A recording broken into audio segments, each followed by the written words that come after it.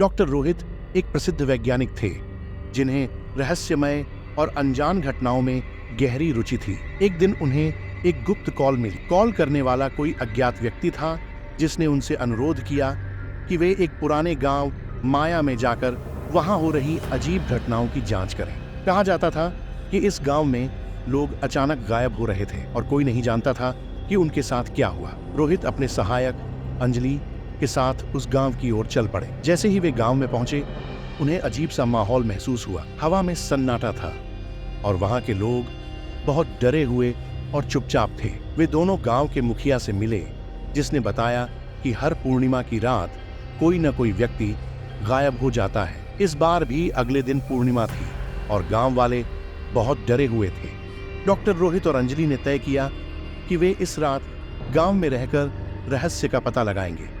उन्होंने गांव के एक पुराने घर में डेरा डाला, जहां से गायब होने वाली घटनाएं शुरू हुई थीं। रात गहराती जा रही थी और चारों ओर सन्नाटा था।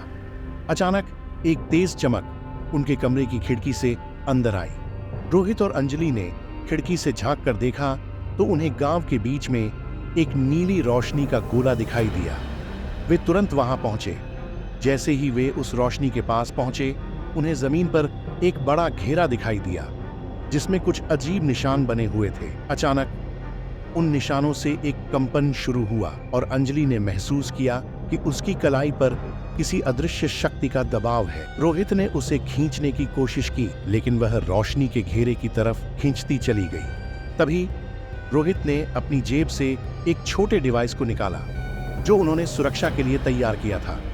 उन्होंने उसे चालू किया और डिवाइस से एक तीव्र ध्वनि निकलने लगी। ध्वनि के साथ ही वह रोशनी गायब हो गई और अंजलि वापस सामान्य हो गई। दोनों हक्का बक्का रह गए। उन्हें समझ नहीं आ रहा था कि यह किस तरह की ऊर्जा थी और यह क्यों लोगों को खींच रही थी। लेकिन इससे पहले कि वे कुछ समझ पाते, जमीन से एक गहरी गूंजने वाली आवाज आई, तुमने हमारी शांति भंग कर दी है, अब इसके परिणाम भुगतने के लिए तैयार रहो। रोहित और अंजलि के चेहरे पर चिंता की लकीरें साफ दिखने लगीं। क्या वे उस रहस्यमय शक्ति का सामना कर पाएंगे? क्या अगली पूर्णिमा की रात फिर कोई घटना होगी